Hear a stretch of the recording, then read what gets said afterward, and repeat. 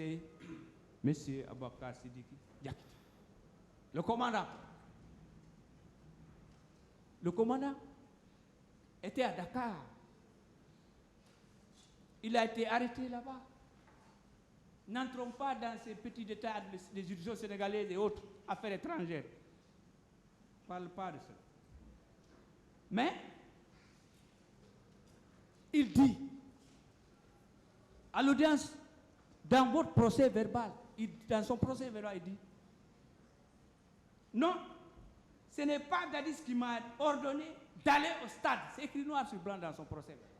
Alors, qui l'a ordonné d'aller au stade? On sait que le commandant Toumba, il a toujours des éléments. Pourquoi il a des éléments? Je rappelle. Monsieur le Président, rapidement. Une fois, on était à la cour d'appel ici. Il y avait question de drogue. Et ils poursuivaient ces personnes-là. Ils sont venus. Mais quand j'ai vu le commandant Toumba, des hommes et des armes, ils ont dit que personne ne doit entrer dans la cour, personne ne doit sortir. Mais heureusement pour moi, j'étais au tribunal de commerce. Il fallait voir les armes. Alors, si les forces vives veulent contester leur pouvoir, imaginez, hein, ça c'est la drogue, ce qui est évident, c'est la mort. Et ce qu'ils ont fait, ils ont tué.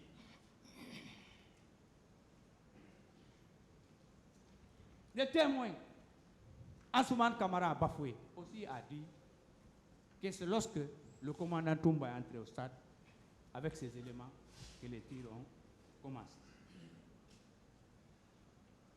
Maintenant, récemment, à l'audience du 7 avril 2024, Monsieur le Président, donc ça c'est récent, pendant l'audience de confrontation, qu'est-ce qu'il déclare, Monsieur Toumba? Il dit, l'armée c'est un nom commun. Je comprends ce français. Il dit, lorsqu'un militaire se rend coupable d'un fait, c'est toute l'armée. Ça, vous l'avez déclaré. J'ai noté et c'est enregistré. C'est vérifiable.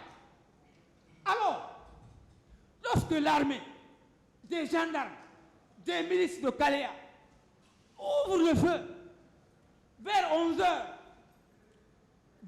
dans un stade où il y a beaucoup de gens,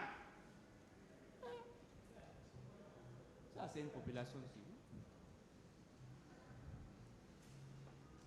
Donc, sans compter, il y a beaucoup de témoignages. Je viens pour messieurs C.C.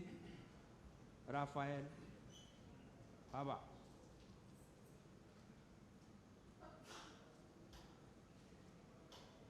Il dit qu'il est garde-corps de Toumba. Il dit, hein, le 7 novembre 2022, il a déclaré, je suis garde-corps de Toumba. C'est enregistré. Pour cesser Raphaël là-bas, étant avec un commandant, avec des bérouges, des pick-up, ayant ouvert le feu au stade, Monsieur le Président, la question ne se pose pas si M. C.C. Raphaël là-bas est impliqué. Il est impliqué dans ces crimes contre l'humanité. Après, il y a le ministre de la Santé. Le 5e, M. Ablaye Chérif Diaby. Mais, deux éléments de preuve contre, excusez-moi si c'est votre grade, je pense que vous êtes colonel Ablaye Chérif Diaby. Il y a deux éléments. Le premier élément, M. Diaby fait partie des personnes avec le colonel Oumar Sano et autres qui ont dissimulé les corps. Il fait partie. Deuxième élément, en principe, que nous pensons qu'il doit le tenir dans cette affaire, c'est que on sait ce qu'il a dit à Donka. Moi, je me réserve, il sait ce qu'il a fait comme gestes physiques et gestes verbaux à Donka. C'est dans les PV, c'est enregistré. Honnêtement, comme l'a conseillé Monsieur le Président, on doit éviter de parler de beaucoup de choses. Monsieur Ibrahim Kamara dit Kalonzo, qui a été entendu en 2012, qui est passé en audience publique le 16 novembre 2022. Pour lui, c'est très simple. Ou dire que c'est facile pour nous, à prouver qu'il est impliqué. Il y a un témoin qui est venu ici, en avril 2024. Il était en tenue, c'est un gendarme, je crois. Je n'ai pas noté son nom. C'est pas grave. Qui a dit, il ne peut ni confirmer, ni infirmer que M. Kalonzo est sorti. Et il dit que M. Kalonzo n'était pas au violon. Monsieur le Président, M. Ibrahim Kamara était dans le système. Donc,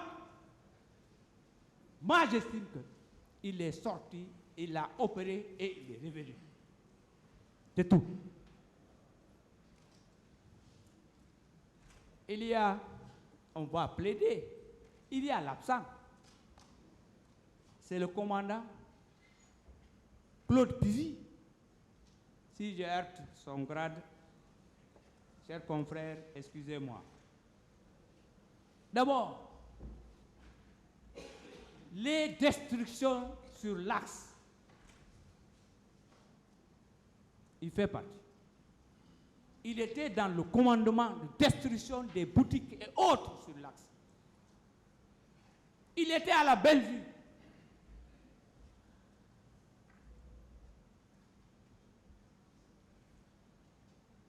Il a participé à la répression dans les quartiers, dans les fiefs de l'opposition. Il dirigeait l'équipe ou les équipes. Monsieur le Président, donc, malheureusement, il n'est pas là, mais ce qu'il a déclaré dans son procès verbal, les témoignages des victimes, etc., c'est suffisant pour le retenir dans les liens de culpabilité de crime contre l'humanité. Parce que ce n'est pas parce qu'il est absent qu'on ne doit pas le juger. La loi est très claire. L'absent, l'évadé, je ne sais quoi, on le juge par contumace. Comme on est en matière criminelle. En matière délictuelle, pas de défaut. Mais lui, c'est par contumace. Heureusement, il a été déjà entendu.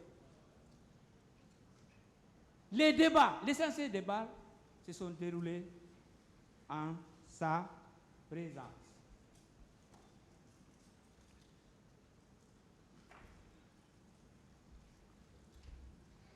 Bien, pour l'ancien chef de l'État, les confrères en reviendront largement. Sa responsabilité, on ne développe pas devant, c'est d'abord le fait d'envoyer, de recruter la milice de Kaléa. C'était sous son autorité, Monsieur le Président. Et la milice, les éléments de Kaléa sont intervenus au stade avec des bâchettes, des coupes, des haches, des bâtons, des gourdins.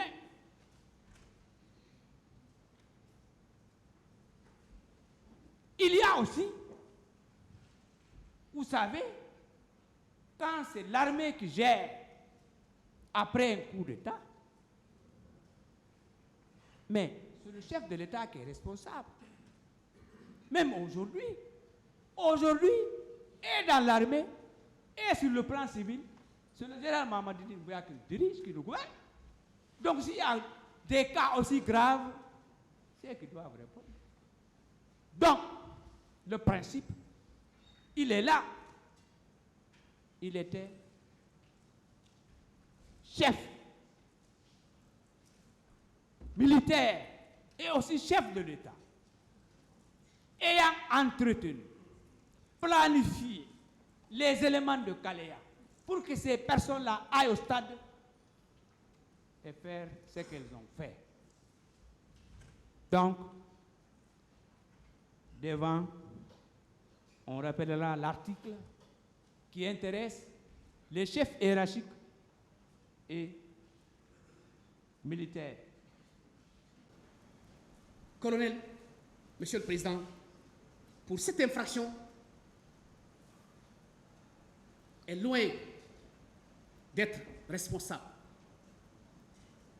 Ils ont dit, certains ont défilé ici, non, il nous a insultés, il a injurié. Parcourez l'ordonnance de renvoi, Monsieur le Président, parce que moi je tiens à ça. C'est le credo de la défense. Vous ne pouvez pas inventer. Consultez cette ordonnance s'il est poursuivi pour des cas d'injure publique. Il n'y en a pas. Il n'y en a pas.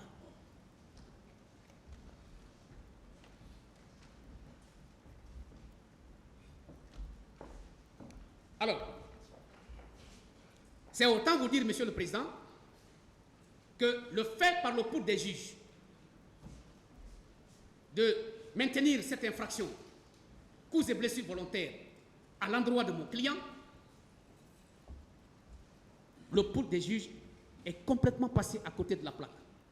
Et par conséquent, cette ordonnance, en face de vous, vous que je connais, Monsieur le Président, je vous connais bien. Ce n'est pas la première fois que je vous pratique. Vos assesseurs aussi, je les respecte. Cette infraction n'est pas constituée à son encontre.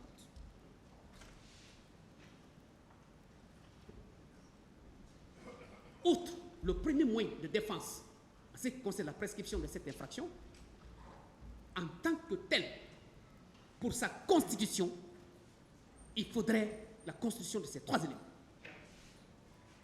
Si un des éléments fait défaut, il n'y a pas d'infraction. C'est des éléments cumulatifs. Ce n'est pas séparé. S'il n'y avait pas cette infraction qui était prévue par le texte de loi, on n'allait pas parler de cela. Ça, c'est l'élément légal.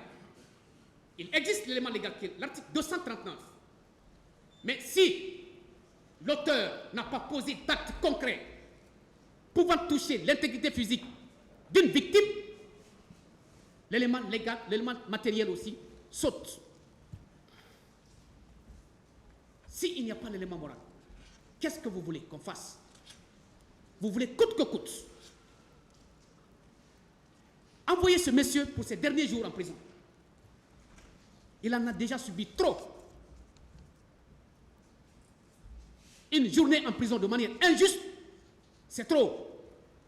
Même une heure.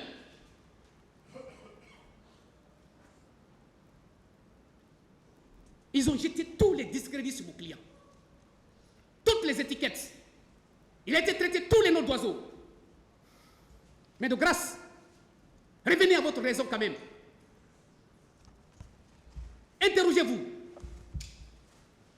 Est-ce que cette infraction est constituée? Est-ce que le colonel était au stade du 28 septembre? Parce que tout part de là. C'est que le législateur ne vous a pas dit et qui doit intéresser le tribunal, la commission de cette infraction suppose nécessairement la présence physique de l'auteur. Sa présence sur les lieux. On ne peut pas inventer. On ne peut pas se lever le matin, faire la toilette et venir dans une salle d'audience et dire oui, à travers ce procès verbal, ce monsieur-là est coupable.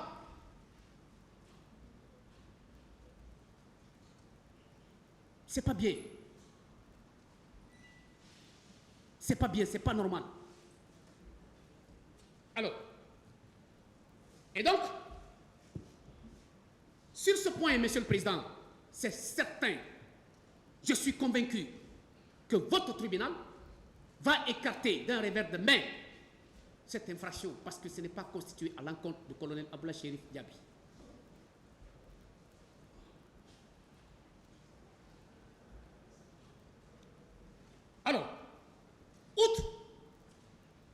cette infraction cause des blessures volontaires, qui déjà, le primitif étant fidèle depuis le début jusqu'à maintenant, je suis convaincu qu'elle n'est pas constituée. Parce que vous dites tous les jours, vous rappelez tous les témoins. Le témoin, vous lui rappelez les obligations qu'il a. C'est l'obligation de déposer, et de manière sincère et honnête.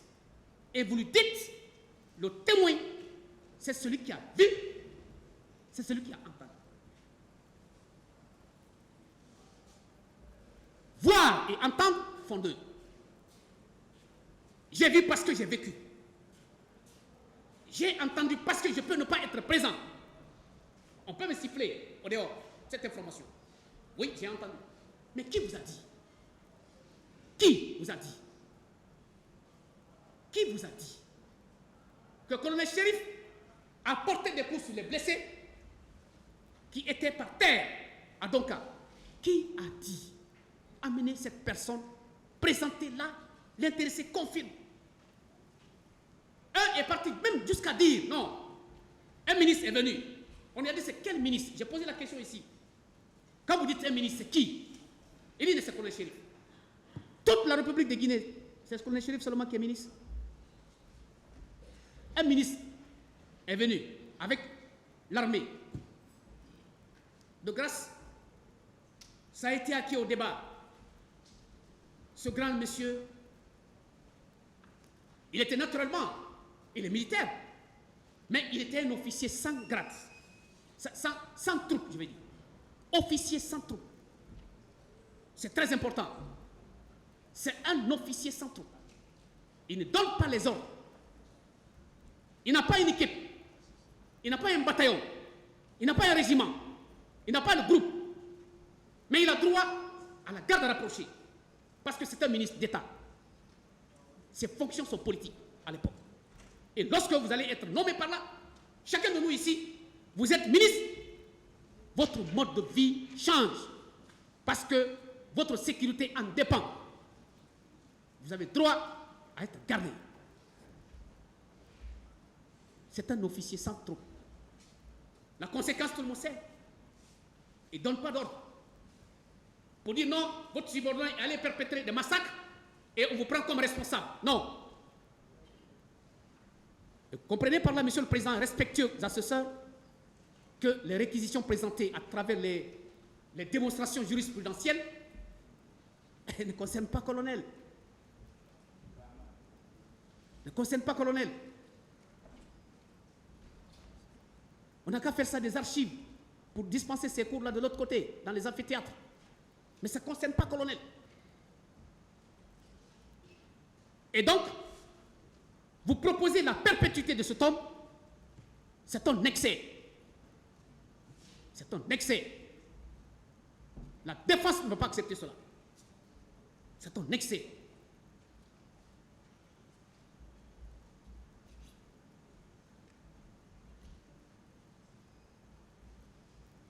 Alors, dans cette même ordonnance, mon client est reproché des faits de non-assistance à personne en danger. Alors, ça a crié, ça a discuté, ça a été commenté sur tous les toits, par-ci, par-là. Non, il n'a pas assisté. Non, il s'est abstenu. Non, il a refusé. Mais attendez, un peu de recul quand même. Est-ce que vous avez lu le test? Les dispositions des articles 297 et 298. Lisez ça. Lisez. Non, colonel a refusé, s'est abstenu. Non, colonel a empêché. Non, colonel n'a pas porté assistance. Mais vous allez voir tout à l'heure, par rapport à l'ordonnance elle-même, que colonel Diaby, au minimum, même s'il ne pouvait pas bénéficier d'un satisfait, mais c'est de lui dire merci, c'était tout court.